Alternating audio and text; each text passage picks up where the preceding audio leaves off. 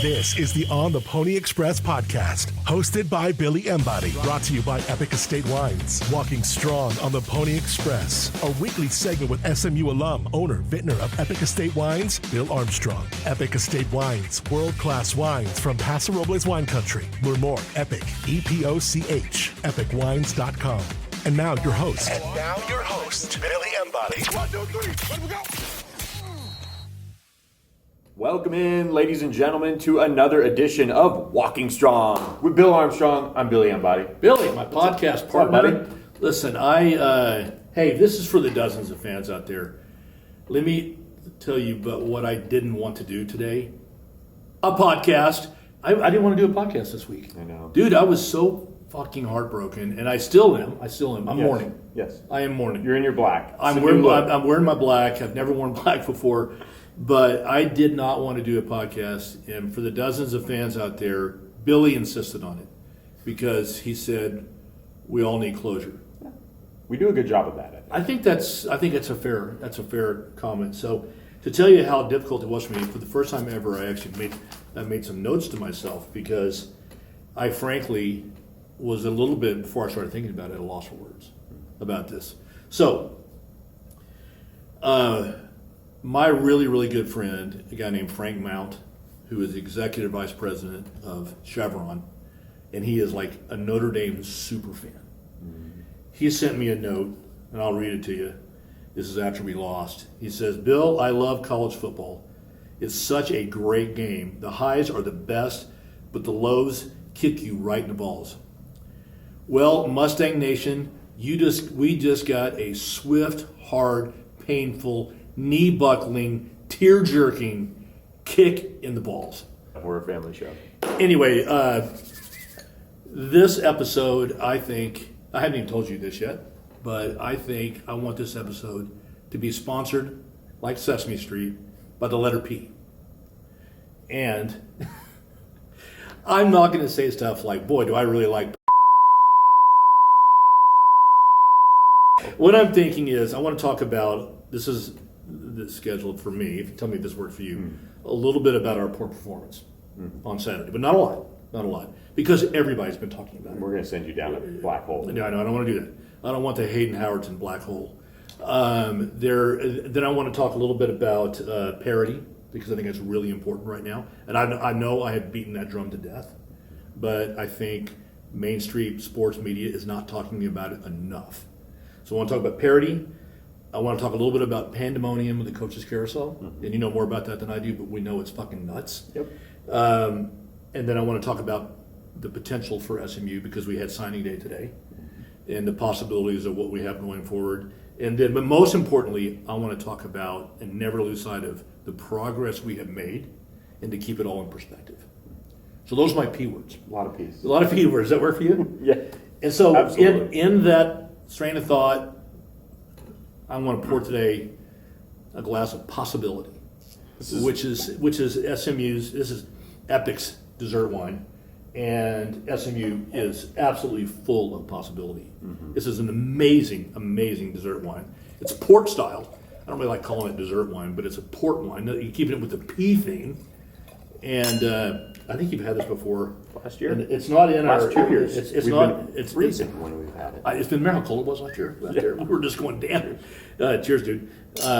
You know what they say? What do we say? In victory we want it, and in defeat we need it. Yep. And this week we need it. Yes. You know. No question. So, what do you think about my P words? Does that work for you? That does.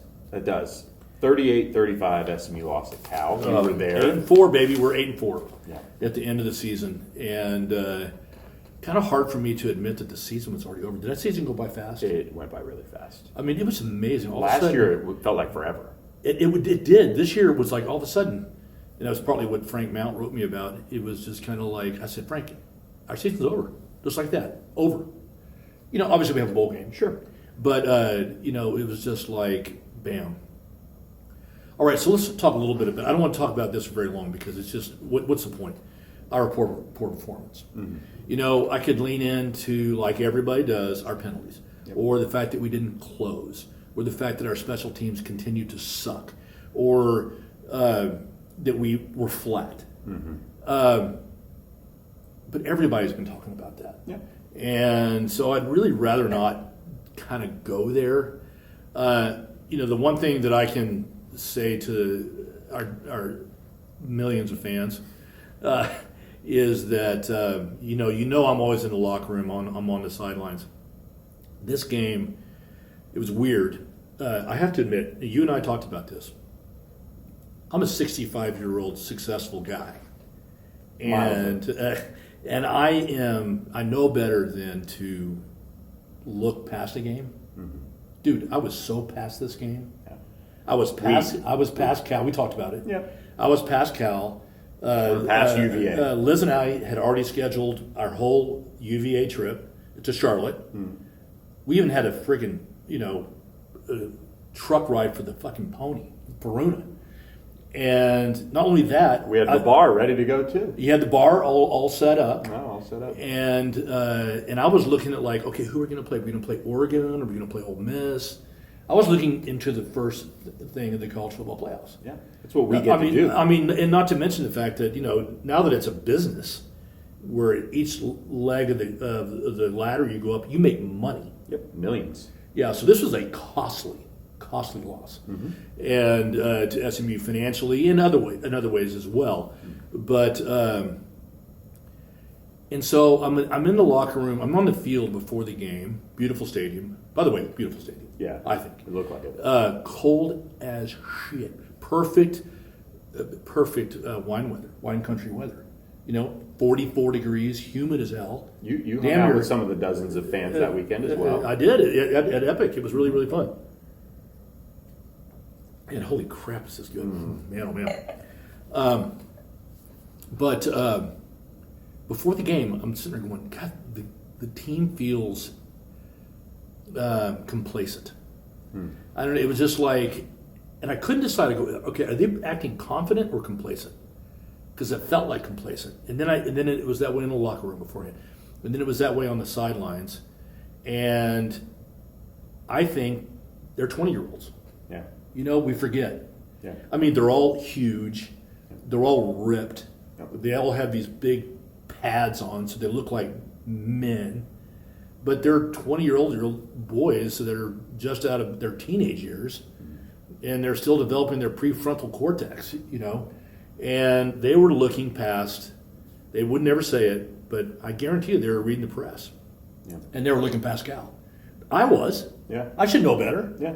And I was looking past Cal, and I think, here they were down 17 at the end of the third quarter on the road, and it was just like a switch went off on the sidelines. It was kind of like, what the fuck is going on? Yeah. Because all of a sudden they were rolling, right? All of a sudden they can't stop you. Cal can't stop us. We get the ball 4 times in a row, go 75 yards a time, or whatever it was. Yeah. And there's no stopping us. And all of a sudden we come all the way back, and it was I was so proud of our team. I didn't like the way we were complacent, but they could have easily just rolled over. 100%. And they didn't. And they didn't quit one time this year. It wasn't always pretty or anything like that, but they really didn't quit ever. They didn't, and they didn't quit last Saturday. And when we went up 4 with 2:22 to go, I'm sitting there looking at the clock, and I'm kind of going, Cal's got 3 timeouts and a 2-minute warning. Scary. And we haven't been able to stop that quarterback all game. I mean, he's really good. Yeah. I mean, he's going to be playing in the NFL. I mean, and we have not done well against really good quarterbacks this year. Right. If you go, you look at Baylor quarterback did great against us. TCU quarterback did really good against us. This was maybe the best quarterback we were up against, and they schemed really well. I got to give it to Cal. They came ready. Yeah. They did all sorts of new things and new looks, and had offensive linemen as tight ends. It was nuts. And it was nuts. And you got to give it to their assistant coach. They just threw the book at us, and they were playing loose. They had nothing to lose. Yep. And even though they're going to a bowl, I mean, they're a good team. Yeah. They had a good schedule this year, so they played some tough games. But I underestimated Cal, and they have a bunch of scholarship players just like we do. And they came in ready to play. And frankly, I don't know if I can blame the coaches for us not being ready to play, or I can just blame it on a non-developed prefrontal cortex. I don't know. But it took us 3.5 quarters to get ready. Yeah. And then we fucking rolled. It's the only time I've ever been in a game where I went, you know what? If I was Rhett and I was a coach, I might just do a squib kick and let the guy run it all the way back. And let them spot them a 3-point lead, but we're getting the ball back with 2.5 minutes to go. Because they couldn't stop us, at that point. Because I'm thinking to myself, they're going to dink and dunk us all the way down the field the way they did the entire game. They kept throwing the ball to that little kid named Of Jesus. Yeah. Is that his name? Yes. Yes. De Jesus. What did he have? 20, Yeah, 15, like it, yeah. 15 catches or something? Yep. And it was just dink and dunk down the field. He had like 150 yards. He was like 5'7", 150 pounds soaking wet. Yeah. And Of Jesus was good. Yeah. And they did it to us that last time. And, we can argue about the call. Did the guy really scored that touchdown? I don't think he did. But we did get the ball back. Yeah. And frankly, but for maybe the double pump on the center, Sam Keltner hits field goal and we win in overtime. Yeah. I don't know. So, enough about the game. Is that enough? Is that enough for you? Yeah. I did most of the talking. You mentioned Hayden and I breaking it down. I mean, we talked plenty about it. We hit on a lot of those things, especially just kind of how does this happen. Yep. But like you said, they're young guys at the end of the day, and scholarship players on the other side can play hard. I mean, look at what BC did to Georgia Tech. Look at what Georgia Tech's defense decided to do against Georgia over the weekend. College football is BC, which by the way, that's a great segue into my next P. Doesn't excuse it, but it just we're here for closure, are we not? And it's the perfect way to talk about the important thing, and that is the parity party has already come to college football. Yeah. There are 6 teams within one game in the ACC. Virginia is ahead, and then there's 5 others tied for second. In the SEC, I think there's 7 within one game. Right. I mean, that's just about as close to parity as you can get. Indiana, who has a track record almost as shitty as SMU's, as far as being bad for forever, is now undefeated. Yeah. Texas Tech has not won a conference championship in 70 years. That's how long Texas. It was called the Border Conference. Yeah. Back in 1955. I don't think they won more than 8 games since Mike Leach. Yeah. And maybe 9 somewhere. So sorry. They were technically co-champions a time or two in there, but they were never champions. And so the parity has hit the Big 12, the Big 10 on those 2, Indiana and Texas Tech, and then it's smack dab in the middle of the ACC and the SEC. Mm-hmm. And nobody wants to admit it, but it's here. And I tell you, it's here for a number of reasons. It's here because of NIL, which I fucking hate. Mm-hmm. It's here because of rev share in the transfer portal. Nick Saban retired because of this. Yeah. Because suddenly you can't get like 3 5-stars to be tight end. Yeah. Suddenly you 2 5-star quarterbacks assigned and battle it out. It out. And then if the 5-star quarterback is just going to be on the bench. Yeah. Well, now that 5-star quarterback says, screw it. I'm out. I'll go to somewhere else. I'll go to Missouri. I'll go to, wherever. So I think it's fascinating. I think it's something that we should really embrace. And I think a lot of people are having a hard time embracing it. And there's embracing it that it's true, and I think the ACC in particular has to do a better job in non-conference of stepping up so that parity is viewed as strength. Because yes, Alabama could go and lose to FSU, but largely the SEC, because a lot of them schedule only one big game, we'll be able to pop it up. Everybody's future scheduling has got to change. Yes. I mean, if Miami doesn't get credit for beating Notre Dame, what's the point of playing them? Exactly. And playing Florida and USF that ended up being a solid team. Yeah. It's and the ACC needs to go to a 9-game schedule. That's another thing, because which it is soon, but Duke didn't play anybody worth a shit in the ACC, right? I mean, correct. Yeah, they played Georgia Tech and they lost. Yeah. At home. And so, but yet they're in the ACC and Virginia and got dog walked at home. Yeah. So it's just all messed up. Yeah. I'm not going to jump off the bandwagon the way a lot of people are. The ACC, like, oh my God, we're falling apart. Da, da, da, da. This is a weird year, and but I just think you cannot, if you're Rhett Lashlee, every game you have to assume is going to be tough. Yeah, and over the last 2 previous years, SMU's won a bunch of football games, played for 2 conference championships, won one, went to the playoff. So few teams could say that. Oh, yeah. And this year, they took a step back, arguably, because at times this team took its eye off the ball. When this team was on, and I know every team could say that, but this team, I think long term, is going to set the groundwork for maybe next year having a return trip to Charlotte. Oh, 100% on that. Sometimes you got to get knocked down to get back up and do all that. I think our team this year lacked what I would refer to as kind of those alpha dogs. Killer instinct. No, you didn't have the E-Rob. You didn't have the Jonathan McGills. You didn't have Burchard. You didn't have Jafari. We had a lot of really great young men, but not everybody's an alpha dog. And sometimes you need that guy. And I've told you this when I was on the sidelines. I would go up to Jay Hudd and say, "What are you sitting on the bench for, man? You got to get up there and cheer your guys on." And we just didn't have that this year, which that takes away that let's just put our foot on their neck and just choke them out. Yeah. Late in the game. We did it against Louisville. We did it against Boston College. To some degree, we did it against Clemson. We came back big against Miami. 100%. Dude, we were 8-4. We led in all 4 games in the fourth quarter that we lost. Yeah. 3 of those 4 teams, with the exception of Baylor, are all going to a bowl game. So it wasn't like we were beating Punch and Judy. Yeah. We were beating some really good teams that beat us. Yep. I mean, Wake Forest won 8 games this year. Yep. So we were really close to 12-0.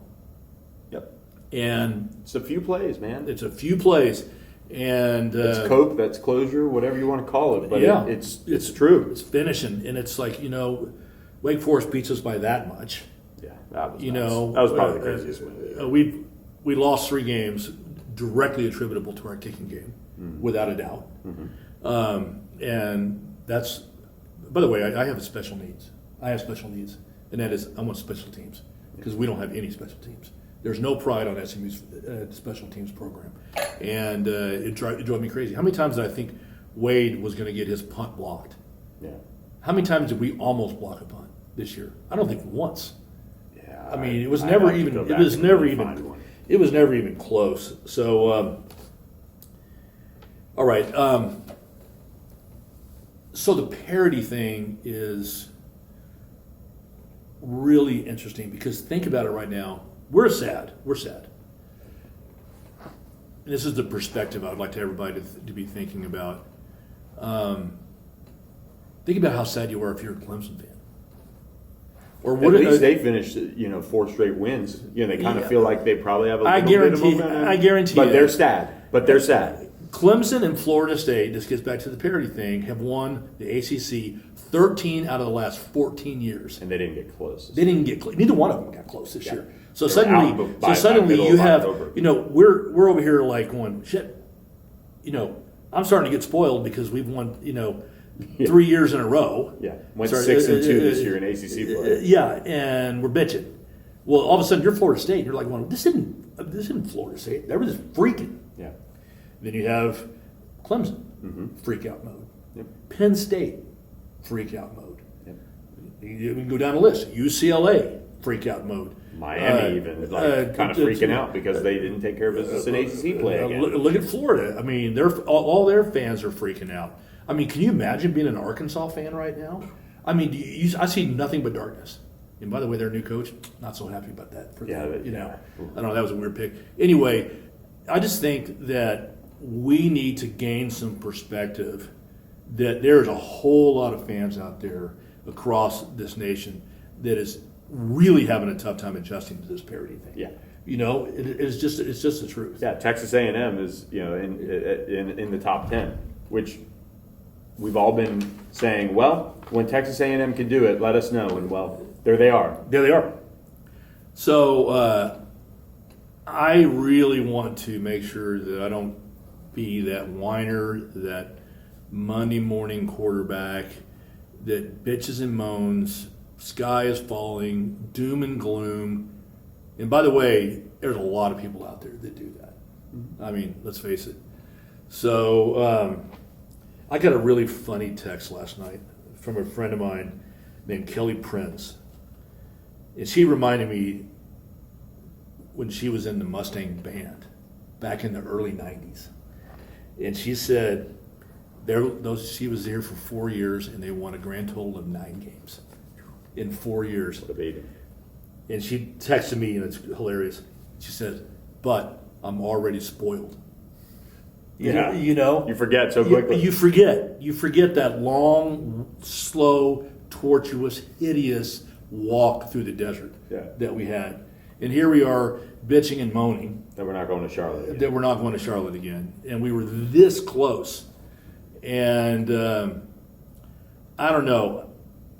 This season went by so fast because, God damn it, it's fun. Yeah. It was really, really fun. You know, we had our big wins against Miami. We had our tortuous loss against Wake Forest. I mean, not to mention the Baylor, Madugly's stepsisters. I don't even want to talk about them anymore. But anyway, I just think it's important to keep the perspective. And also be unhappy with how it finished, but keep the perspective.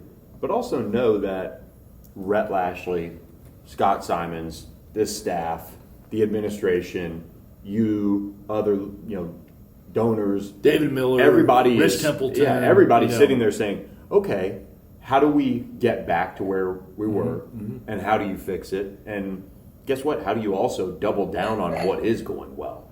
Because next year SMU is going to have one of the best quarterbacks in the country coming back. Yeah, I think everybody forgets KJ was hurt this year for most of the season. Most of the season, and he was playing on one good wing, and RJ was just a fraction of his former self. With his injury, Jay Hudd was injured for a good chunk of the year. So a lot of our studs weren't there. But today was high school recruiting day. Yeah, pretty amazing. Would you say 21st best? Last I looked at time of recording, we're recording this on the first day of the early signing period, and SMU once again set the bar for the modern program history of signing classes. 21st nationally on the Rivals industry ranking, and that is the finish that SMU had to this class too. Getting some of the guys that they flipped a kid from Texas, Max Wright.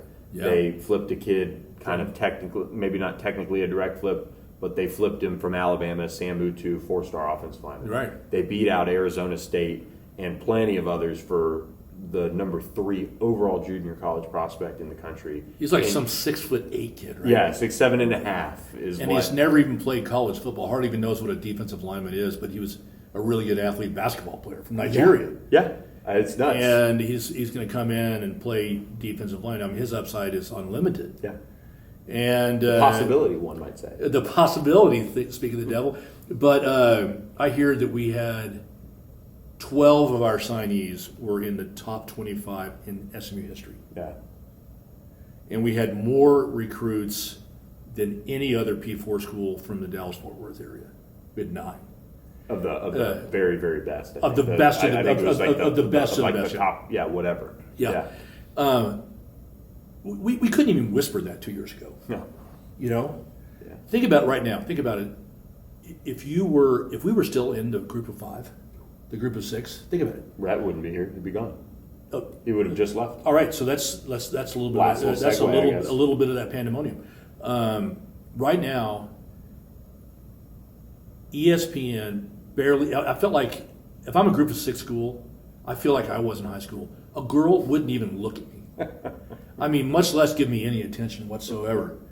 I was 5'2" as a senior in high school, and braces. My hair was already falling out for fuck's sake, and I was 18 years old. They were more likely to kick you in the balls. Kick me in the balls. Oh, God. I don't even want to picture the pickle, whatever the P word. But if you're in a group of 6, getting back to my thought process, ESPN barely mentions Tulane or UNT or James Madison. Yeah, those are the 3 best schools in all of the group of 6. Yeah, and I'm just really, really appreciative of the fact that David Miller and Gerald Turner got us out of the American at the last second, and we're Took the helicopter out of Saigon. And, exactly, we're hanging off Yeah. on the rings there, and got us out of the American because I just don't see how miserable would that be. We were that close, and I feel for these schools now. I feel for Ole Miss. yeah. They lost they lost their dream coach, and Tulane, they lost John Summerall, their dream coach. Alex Golich going to Auburn from USF.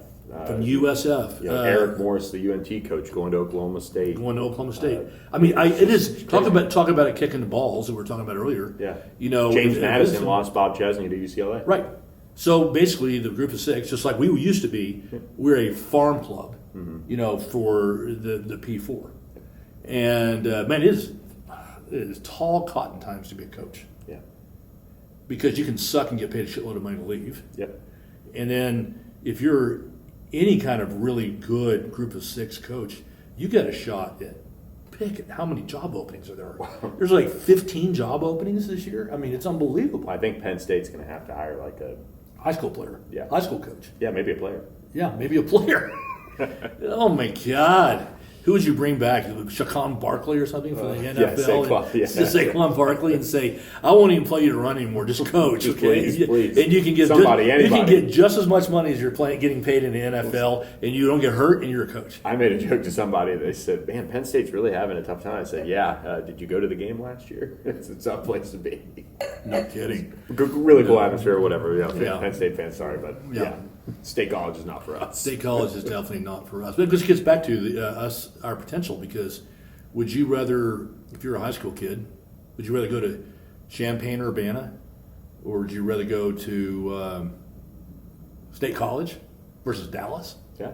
I mean, it's true. And especially the high school kids that don't, know any better in a sense. Like the transfers, it's a lot easier because they've been around the block. They might have seen, NFL development or this or that to go to, out of high school, and the transfers, it's so easy.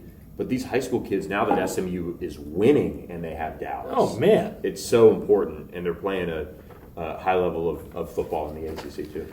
I mean, I just think that our potential, as evidenced by our recruiting class. By the way, I'm not big on the recruiting class. I know that's a big part of your business. Mm-hmm. Gary Patterson and I, when we were talking about 5 stars, 4 stars, 3 stars, he said, "Bill, you give me a bunch of athletic 3 stars, and I will own the world." Well, that's what he did for a long, long time now. And there's absolutely worlds to do that, and that's why it's a science, or it's not it's an inexact science. Exactly. Yeah. So, because like Rhett so said, what did we get today? We got how many 4 stars and how many 3 stars? Probably 5 or 6 4 stars, and then there's 22, 23 guys. Yeah, so all the rest maybe are even 7 4 stars now. Now I'm thinking about it. Yeah, but we know we're getting like really good. Well, even Rhett made a comment. I'm pretty sure he was talking about Papunga Katoa. Get ready to say that one. But he is an awesome offensive lineman and young man and great family. But he said he's he alluded to one of them being a 3-star. He said that's the one you'd least want to get into a fight with. And it's true. He's a mauler. Love it. They do a good job. And look at Man Tyron Polley. Yeah. He was a 3-star out of Duncanville. He looks like he's going to be that dude. He's a man. Yeah, I know. And with money and everything, you got to really walk that mindset coming into college too. You got to know what you're getting there. Yeah, so. I love it. So those are all the P words I wanted to talk about. So we went through them all: parity, potential, possibilities, pandemonium, and that poor performance. Progress. So, in the progress we're making. So, this is our last official podcast for the regular season. Yes. This has been fun, Billy. It really has. I've had a really good time. I mean, you know what? That little clip of us on our very first podcast 3 years, on our 50th anniversary, or 50th episode, I was 25 pounds heavier, and I didn't know what the hell I was saying. Yeah. Not that I'm any better now, but you're a lot better than me. But I'm just saying, it has just been so much fun, and you're raising your game every week. We're trying. And what you're doing on the Pony Express is tremendous. And I want you to know you're the hardest working guy at SMU. I've said that to everybody. And you just continue to keep raising your game, and I appreciate it. I appreciate you. And look, this isn't gratitude, but consider this our gratitude episode. This is our gratitude episode for sure. So to all of Mustang Nation and our dozens of fans, we will be here for the bowl game, whatever that's going to be. I think we'll know next Saturday, right? Sunday we'll know. Maybe Saturday, but most likely Saturday. There's a lot of rumors that we might be playing Washington in San Diego. That's one of the rumors. There's a lot of rumors. It all depends on what happens. The bowl game's nuts. The bowl game scenario is nuts. But we're probably going to be playing in a good bowl against a good team. Yeah.